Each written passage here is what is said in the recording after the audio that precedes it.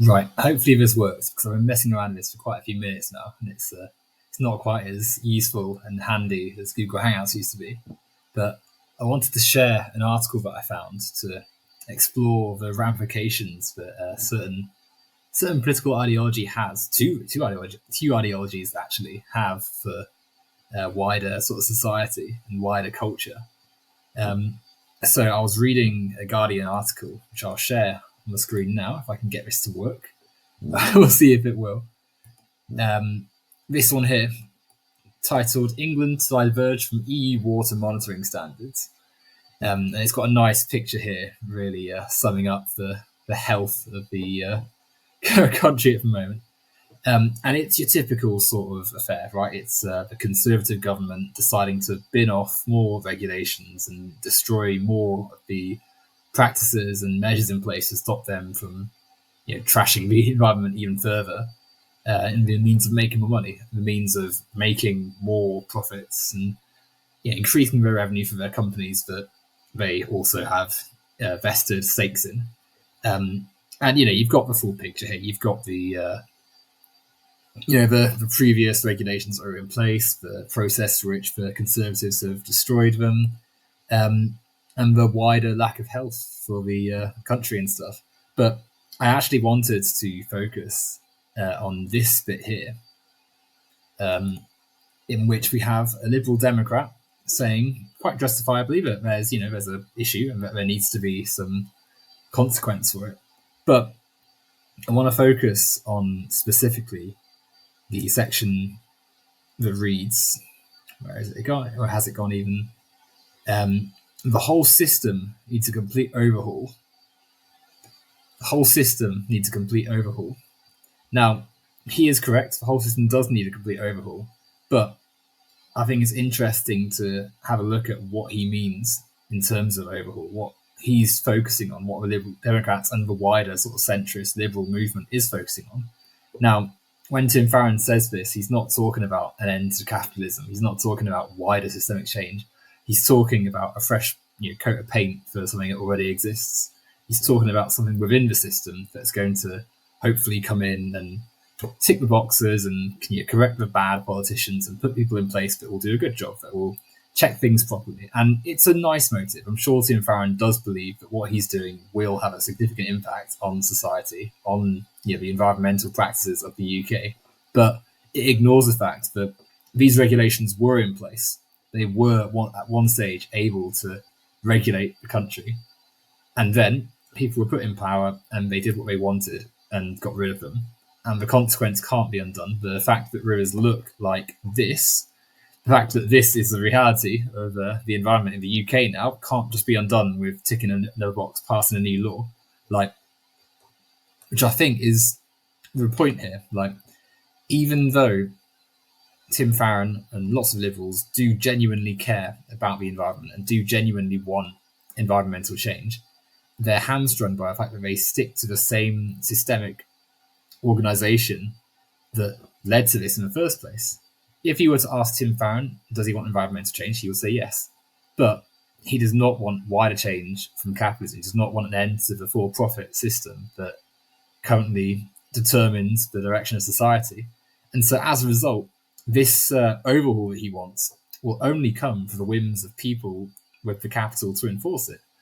If it is still profitable to dump sewage into rivers like this, to go through regulations and scrap ones you decide aren't healthy for your corporate profit systems and structures, then it's not going to be changed. The overhaul you're going to get is going to be limited and shaped by those parameters, by the mode of capital, that the mode of profit that is in place.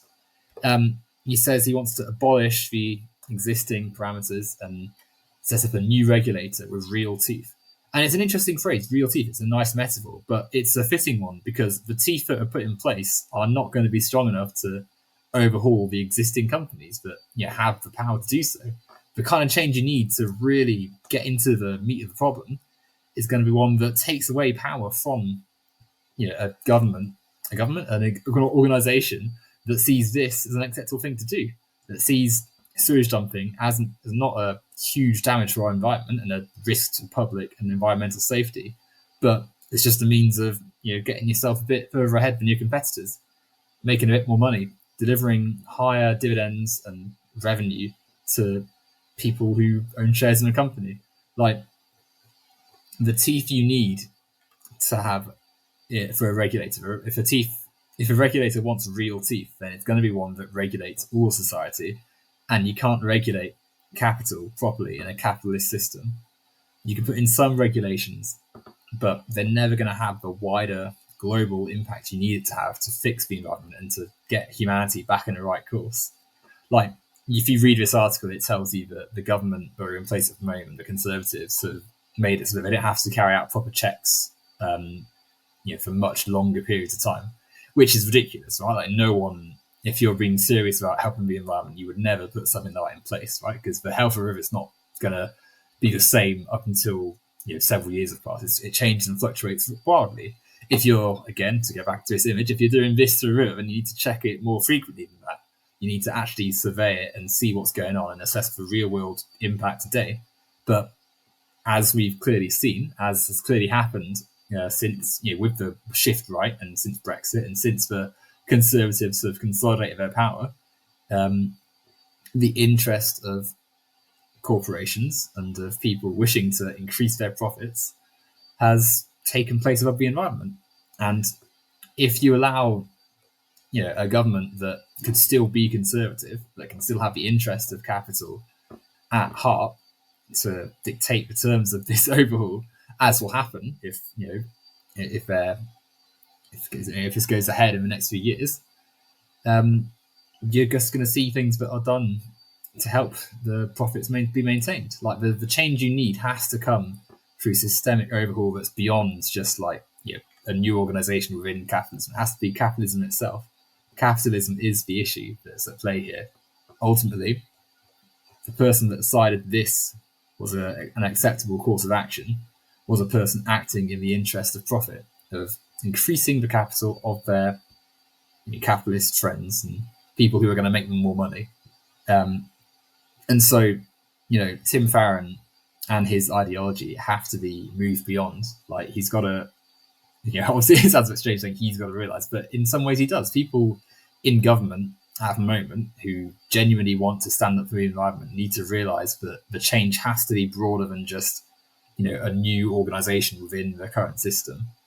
Like, the quote underneath this, you can see it says 2025 there, but this language of classification and permission and regulation currently all exists in a capitalist lens. Like, they're very much of the mind that they will get to the next inspection and see what happens there, and who knows what's going to be in place then, right? Like, maybe the Conservatives lose the next election and there's a new body in place, and maybe Tim Farron gets what he wants and the whole system is changed and we're able to punish the people who dumped all the sewage in our rivers.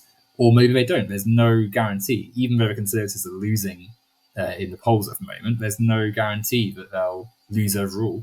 And there's also no guarantee that the promise of environmental reform from other parties will happen under capitalism. Because at the same time as the Conservatives are this atrocious force for right-wing causes, a party that maintains the capitalist system still is dependent on those right-wing factors, just to a lesser degree. So there's a risk that it's unlikely that Tim Farron's party would win an election. But if the Liberal Democrats did win, there's a risk that they also are going to have to shape their policy based on what capitalist interests want. And if they decide that actually gutting this regulatory body is going to actually affect our profits too much, then they're going to shape it in a way that's not going to affect them much. Maybe the Thames will look a bit cleaner, but perhaps some rivers that don't have the same populace around it aren't going to go as noticed, which is sadly a reality for lots of parts of the world. There's many parts of the world right now that look even worse than this, that you're never going to get the media coverage of. And we're all guilty of that. Like, The Guardian is obviously quite a mainstream paper in the UK, but there's lots of places in the world that won't get the coverage because there's just not the eyes on it. And that's the trap of capitalism. It even as we're talking about this issue, we're quite lucky to be in the UK where there's more coverage of this sort of stuff. In many parts of the world, in places that don't have the same coverage, you just don't hear about what you have to go out and find the information that contributes to the issue. So to go back to this, like, it's great that we've got environmental awareness from many parties, but a liberal approach at the moment is not enough. The Liberal Democrats and many other parties that are mainstream in the Western world aren't currently identifying the serious problem with society, and that is capitalism. That is the system for which we've allowed profit to take precedent over the health of the planet and of people. And that's how this is becoming the way of the world today.